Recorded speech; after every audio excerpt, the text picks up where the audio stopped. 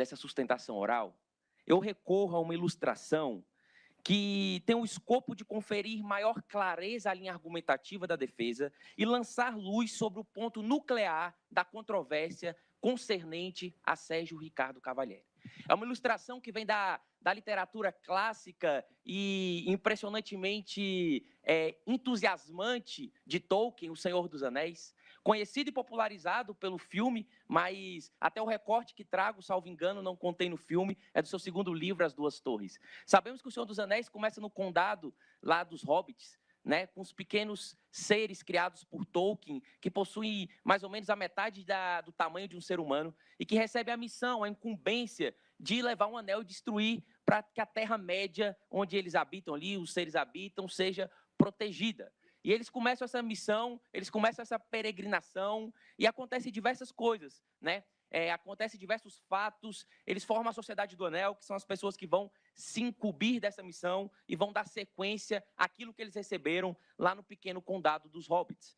Acontece, excelências, que, em certa altura, a força inimiga, os orcs em específico, prendem 2 dos Hobbits, que é o Pippin e o Merry. Eles prendem eles, pegam eles, seres pequenininhos, orcs grandes, feios, aquela coisa toda. Só que, numa dada circunstância, esses 2 hobbits conseguem escapar.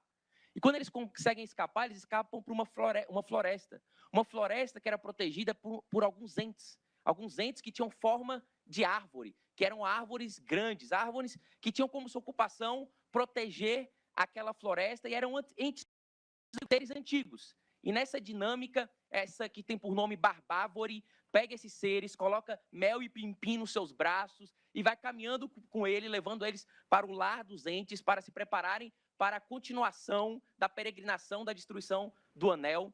E eles começam a conversar, os hobbits, a descrever tudo o que tinha acontecido com eles desde quando saiu do condado. E eles falam, é uma história muito longa, Barbávore. Se você quiser, enquanto o sol ainda está aqui, a gente está no sol, na floresta, menos perigo, né? A gente pode sentar e te contar, até porque você deve estar cansado de nos carregar. A Barbávore diz, eu não me canso, e como sou uma árvore, não sou flexível para sentar.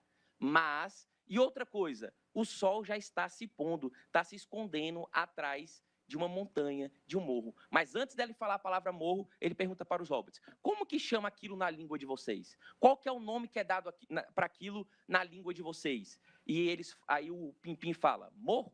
O Merry fala, patamar, degrau? A Barbávore pensa e repete, morro. É uma palavra apressada demais para descrever o tamanho e a história dessa montanha. Inicio assim a minha sustentação oral, dizendo e requerendo que, quanto ao Sérgio Ricardo Cavalieri, tem que haver coerência entre o nome e o que de fato aconteceu. Tem que haver coerência ao decidir, ao julgar, dizendo que tem que haver a capitulação, que é o nome, que é o resultado, que é aquilo que define os fatos praticados, ou os fatos imputados, ou os fatos provados a Sérgio Cavalieri, tem que ter coerência. Não pode ser incoerente como o morro é, para representar algo tão antigo, tão histórico, porque diverge daquilo que é. Uma palavra apressada demais. E é sob a égide da coerência. Não coerência que faltou, mas coerência que deve ser observada quando do julgamento. Não há incoerência até o presente momento, na complexidade, nos pedidos, nos pleitos e na opção até agora adotada pela PGR quanto ao Sérgio Ricardo Cavalieri. Então, a coerência que se vê